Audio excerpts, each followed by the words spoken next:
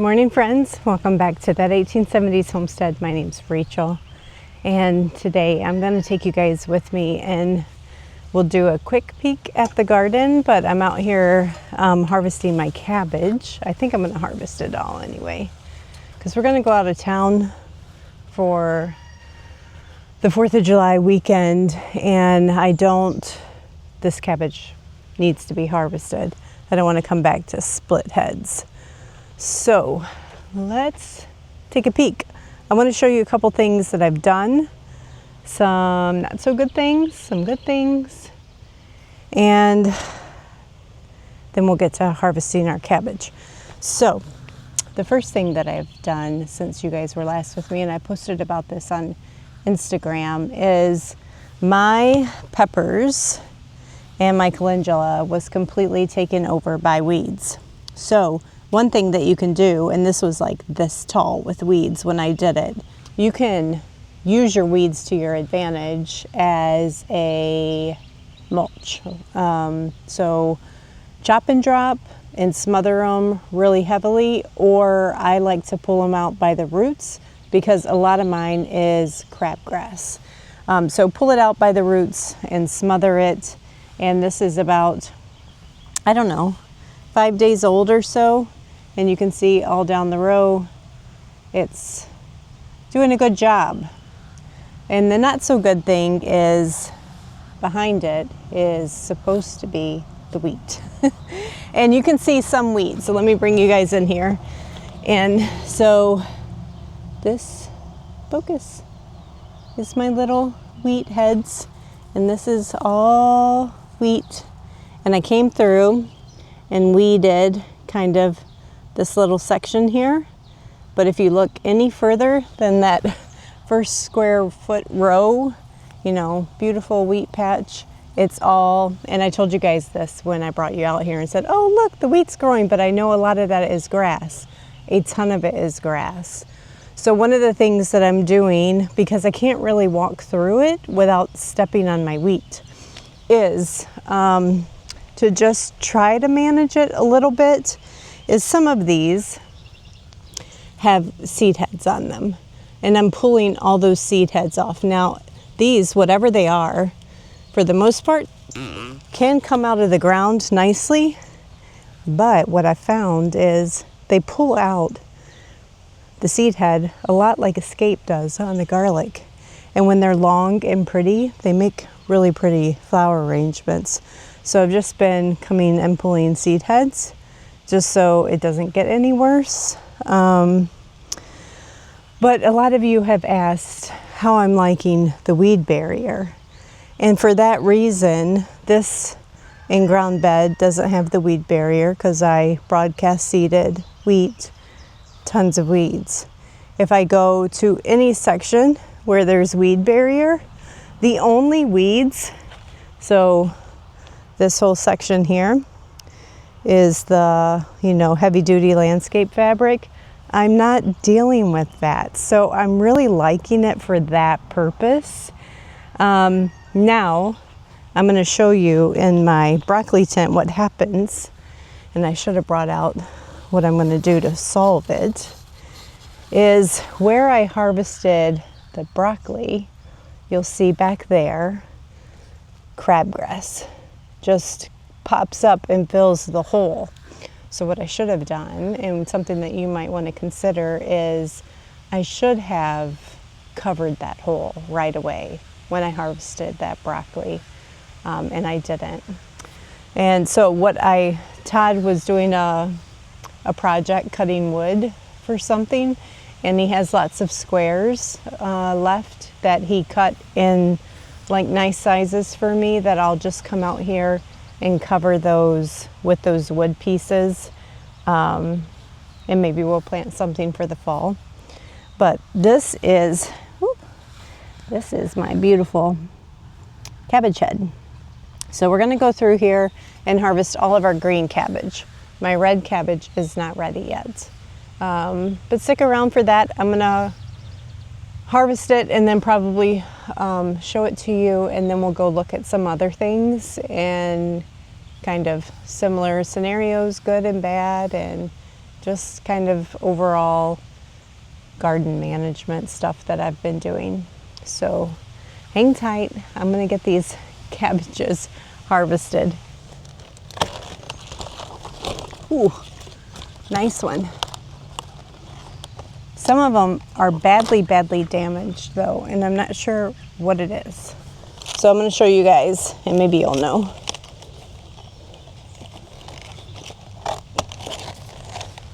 This one, not too bad. A little bites, but not too bad.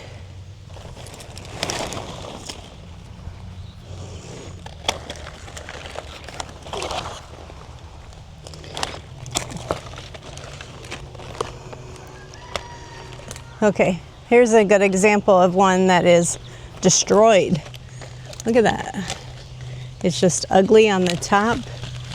Ate all up, like almost like chew marks. Now, funny story, I came out here one day and a rabbit ran away from me inside my garden. I haven't seen it since, so there's got to be a hole somewhere, but everything's so full right now, it's hard for me to find it. So I'm wondering if the rabbit didn't find his way and had a little snacky snack. So I'm not sure that I'm going to be able to do much with this. We may just give it to the chickens.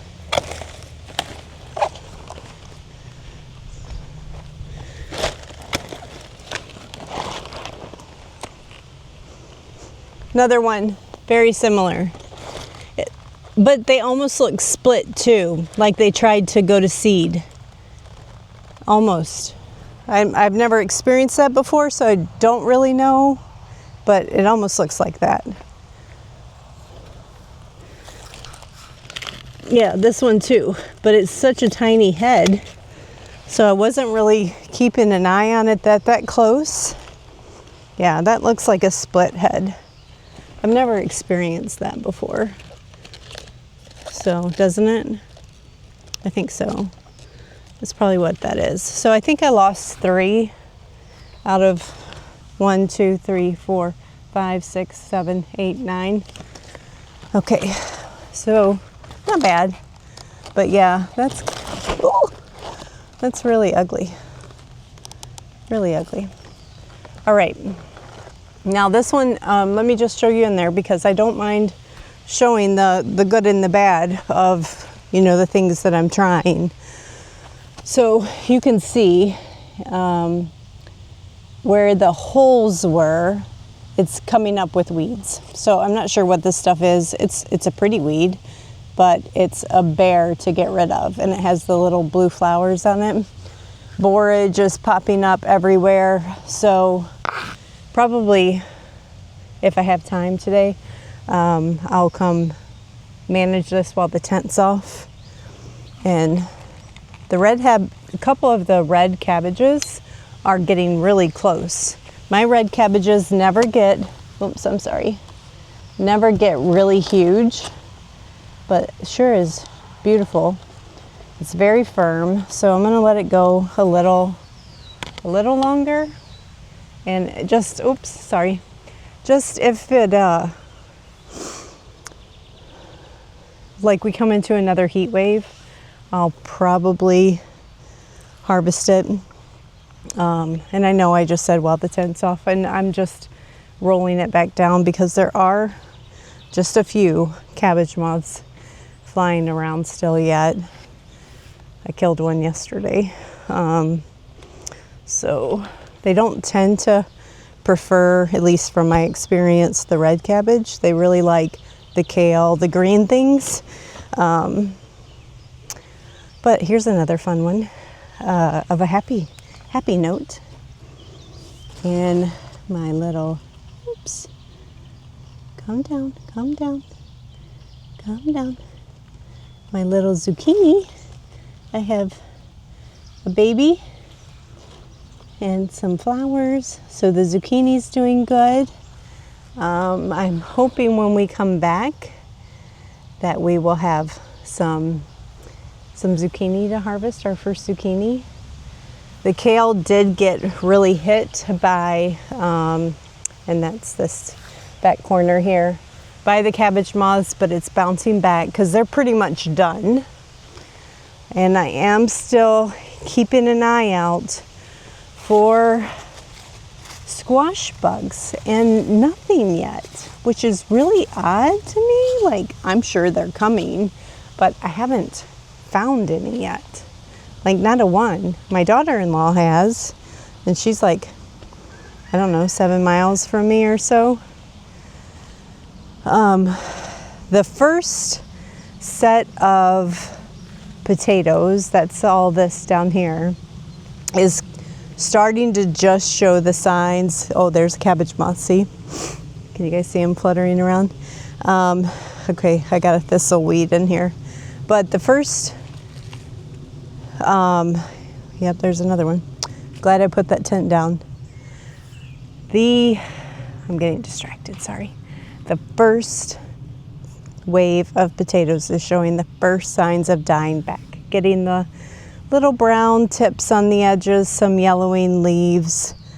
So I'm guessing we'll probably be doing that harvest at the end of July. The second round, we got all those potato beetles under control. So this is my second round down here. And it was probably 3 days of collecting the potato beetles. The celery is looking so good. Look it down there. Can you go? Oh, stop. Where are you going? Right there. Looking so good. Smells so strong. So here's another section where I did the weed pull and drop. Now all this back here is the middle between my two potato rows. I haven't done that yet. But around the, not potatoes, tomatoes, around the tomato plants, I've been pulling and smothering and dropping, you know. I'll probably take a section, usually like every 5 days, I'll take a section and do it because it is a lot of work. But it's a method that I like. I did it the last year when the weeds really started taking over my garden. And it was just, sometimes it can feel overwhelming, like, oh, I see a lot of you guys are dealing with it. So much grass is taking over. And how do we use that pest or that nuisance or that enemy for the good of our garden? Let's just feed it back. And what I do is I pull it out, fold it over under, you know, the leaves underneath and the roots on top. And the roots die away and the leaves decompose and feed the garden. Now the onions. So let's just show some that are still standing. So we've had so many storms, heavy winds, heavy rains. Plus the onions were just so huge that the tops are crazy heavy. They're still growing strong and great, but for the most part, they're laying down. They've gotten just too top heavy or too wind blown, but that means I need to start checking them for softening of the necks. So here's a section right here where you can see that they're all laying down, but the necks, oh, the necks are getting soft. So I'm gonna pull this one. Nice onion, but yeah, that neck is getting soft. And you don't want it to rot. So when the necks are starting to soften, normally I would be seeing some dying outer leaves. But I think that I am just had too much rain, too much heavy winds. Now if the neck is still firm, I'm not gonna be pulling them. So I'm wondering, we're not gonna have too much rain while we're gone. I'm wondering if they can manage while I'm gone, but I don't want to lose them. I may go in and just do, it's always good to do a refresher training course every gardening year, especially for me having taken the last year off. I find myself going back and like just doing a refresher. Like, is it okay if I left these, they're not totally soft, like, let me squeeze it so you guys can see. I can squeeze it. You know, there's give there. And that's what I'm looking for onion harvest time. Let me see if I can find one that is not like that. Okay, that's a good one. So this one, there's not as much give. Oops, not as much give to that neck. I can still feel really solid inside. But yeah, a lot of these are quite soft. We may be doing an onion harvest, unexpected onion harvest today too. Yeah, I think so. Wow, that's so early. Normally I'm not doing this till like at least mid-July. So early. Yeah, like that one, super soft. Super soft. And it is gonna rain tonight, so you don't want your onions, once they go soft in the neck, to really sit out in a lot of rain, because that's something that can lead to rot in your onions. Let me put you guys down. I'm going to think about this for a while, and you may come back to a huge onion harvest too. So one second. So I just referred to Dixondale, and I don't have to harvest them right now from what they're saying. They're saying probably based off 85 to 90% of your leaves are down and the neck is soft. It probably reflects that the onion is done growing. So that's good to know. But when it comes to rot, really, I can leave them in the garden till those leaves start dying back, because I really don't have any dieback on the leaves yet. And you just want to harvest before that last leaf, the last few leaves, maybe I'll leave it at that, just to put some contingency in there before your last leaves brown. So I don't think I need to harvest them all today. I mean, we're going to get some light rains this week, but nothing super heavy that I have to worry about. And that makes me feel a little bit better, because the onions themselves are done growing their rings, but maybe they'll grow in flavor and sweeter as they sit now, is kind of what Dixondale's referring to. And the outer skins will toughen up, so the outer skins, let me go grab one and I'll show you, are just developing. So like this brown outer skin layer, it's just starting to really develop. So I think leaving them in will allow that outer skin to develop, let the onion keep doing its final stages of whatever it does. So that's good to know, but hey, that's a good size onion. And I always like to do this with you guys, how many leaves. I actually found some with 13 leaves the other day. I'm pretty sure they're the Walla Wallas, which get bigger. But I'm gonna hold you guys precariously. Let me set you down. 5, 6, 7, no way. No way, that's a big onion for only 7 leaves. 1, 2, 3, 4, 5, 6, 7, yeah. I'm wondering if one tore off right here, and it would have been 8. But believe me, true statement, I did find some with 13. 11 to 13 is probably been the average for the ones that I've checked, because they look really good, like leaf top wise. And 13 is the magic number that you always shoot for. It's rare that I get that. I usually get around the 11 mark, but that's a really good size onion. I've harvested like probably 6 or 8 so far, just to have in the kitchen for eating. Okay, so that was the onions. Next to the onions are the carrots. And all that I've done, so I already know I'm not gonna have my best carrot harvest year, because I did the sprinkle method of casting seeds, And I knew myself well enough that I wasn't going to take the time to necessarily thin them perfectly. So I know I did at least 2.5 beds of thinning, but let's just do a checkup one. So this is what I recommend. So I see a lot of first-time gardeners or gardeners that maybe have just been gardening a few seasons. Okay, so there's our carrot. It's not hairy rooted yet. That's one of the things I look for. So not lots of hairs growing out, meaning it's struggling for water. Nice and long, but not as fat as I'm looking for.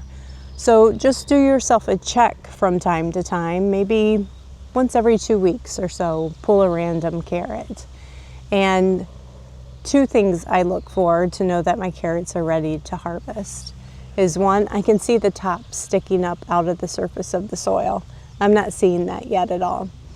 Another thing is that random check. When I start pulling carrots that are huge and big for me, and when I'm looking for probably a 2-inch diameter carrot, I'll know it's probably time to harvest my carrots. Smells super sweet though, and the great thing about really densely planting your carrots, it's keeping it nice and shaded, and helps with the evaporation of, protection of your soil and the evaporation of water and all that kind of good stuff. So carrots, I showed you the tomatoes. I didn't show you the tomatoes real good, but let's look at our big daddy. Here's my, let me come over here. So here. So I'm standing up straight. They're probably, some of them shoulder height, if not like chest high. And I'm doing random tie-ups still with my Velcro strapping to the trellis, and constantly coming out here pulling suckers off, because just, again, preventative for airflow and avoiding any kind of fungus and diseases. The bushier and thicker your plants are with all the leaves, it just is harder for 2 things: the nutrition to go to the tomato production itself, and then also just struggling with too much competition for good airflow for your tomatoes. Let me show you down at the bottom though. So we're down here at the bottom. Let me come over here where you guys can see. So, and come up. Okay, so here's where my trellis begins, and you're gonna see absolutely no leaves down below. I'm keeping all those leaves pruned up to the first set of tomatoes. So here was a first set of tomatoes. You're going to see that. Oh, let me bring you down. And the heat wave that we had, it dropped all its blossoms. So there might be one tiny little tomato tried to grow, but they're not going to do anything. And that's common in heavy heats, is the tomato will drop its blossoms to try to protect itself. But yeah, I mean, I'm seeing like tons of green tomatoes. Let me show you some really nice ones. Like, those are beautiful tomatoes. And some more. And our basil's all growing in here with the tomatoes really nicely. I've done just tons of harvest and freeze drying of basil. And I know I'm doing a terrible job about bringing you guys with me gardening, but just give me grace, I guess, because I'm trying to figure out this new lifestyle of being retired, and I'm finding myself busier than ever. And like, I opened a farm stand, so getting that going every single morning, trying to get out here, and then it's just been an odd time for me to figure out what is my new routine. So here I am with my cherry tomatoes, so beautiful. And the nice thing about tomato trellises is sometimes you can just do that and just without having to use, I don't know if you guys saw that, it was on this side, and I just weave it in and out of the trellis cage, and that itself can act like a trainer for the tomato vines. Seeing if I see anything else worth sharing. Oh, I know what I can share with you, the green beans. There's another sucker.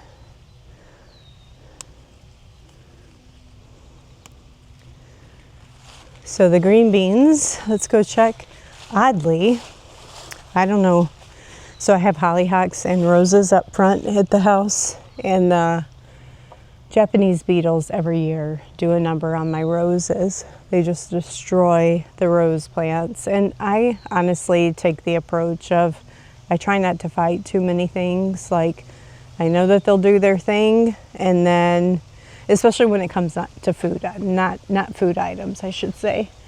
They'll do their thing, and they'll go away, and the roses will bounce back. And I go through this every single season. The Japanese beetles never found my green beans. Isn't that crazy? So I knew this was going to be a problem. So here's a green bean vine that is almost as long as the trellis is tall because it has nowhere to go. I knew my green bean trellis was going to be too short for growing green beans, but that's okay. And we don't have any beans yet. We just have a lot of flowers. So here's a section that I haven't finished. So I forgot, I thought I did finish it. Let me bring you guys down. And so here's where I started doing the chopping or pull and drop, because, let me come back this way. This is what it looks like all at my green beans.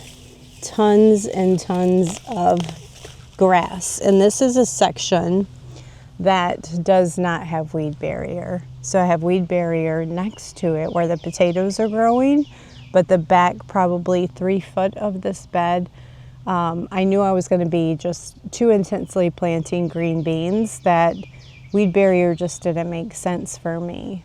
But the grass, guys, I'm dealing with it too. So I'm just using the method of pull, fold, and turn over. Let's do a little bit together here. So bring you guys down. I think you'll be able to see this. Yes, lots of grass. So let me just pull a bunch. And I think I remember why now I stopped. Because the grass is very hard to tell from the green bean stalk. And I accidentally pulled a couple green beans the other day when I was doing this. Okay. So I take them by the roots and I shake all that soil off. And I just get a bunch. I kind of get as much as my little fingers will hold together. And it's just not good for the green bean plant itself to have this much competition. So I'm just challenging my green beans more than they need to be with all this grass. All right, so we've got two big clusters. So I'm going to take one cluster and I take all the green tops. So here's the roots here. Take all the green tops and then I just fold it over like this. Make sure all that soil's shaken off because I really don't want to give those roots anything to thrive in. And then I lay that root side up around the plant. Does that make sense? So again, shake off all the dirt and I fold it over on itself. Make sure that there's no seed heads because you really don't want any seed heads. And I know that this doesn't work for everyone because when I shared it on Instagram, people say, yeah, that would never work for me with like Bermuda grass. Some people struggle with things that I just don't struggle with. And I won't say it's gonna totally kill off crabgrass. It's not, but it's gonna suppress it anyway.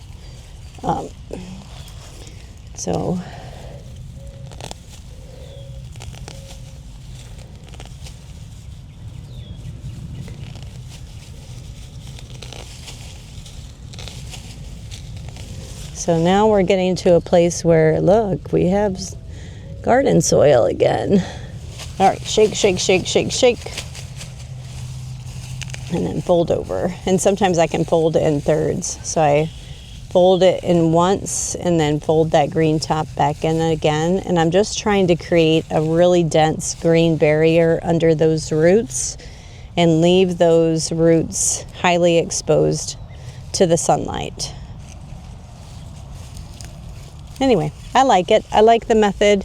It works for me, and at least I tell myself it works. And it definitely kills the things that are there, and it allows me a very readily available mulch that's naturally growing in my garden space that I otherwise do not want. I've seen lots of people do the chop and drop method, but one year, out of desperation, I just did this myself because I would have been pulling out probably wheelbarrows of weeds, and I was really impressed how well it worked. And then you'll see, let me stop right here. You'll see as I'm doing this, hopefully you guys can see, there's like a root mass here, a root mass here, a root mass up here. I try not to cover the root masses so that they can all get properly exposed to sunlight and die off. Just in case some of them are like those invasive grasses, that's why I do that. So we have our cabbage harvested. That was the main thing I came out here to do. I'm gonna finish weeding this green bean row. We've checked our onions. I did my research. I don't have to harvest them yet, thank the Lord.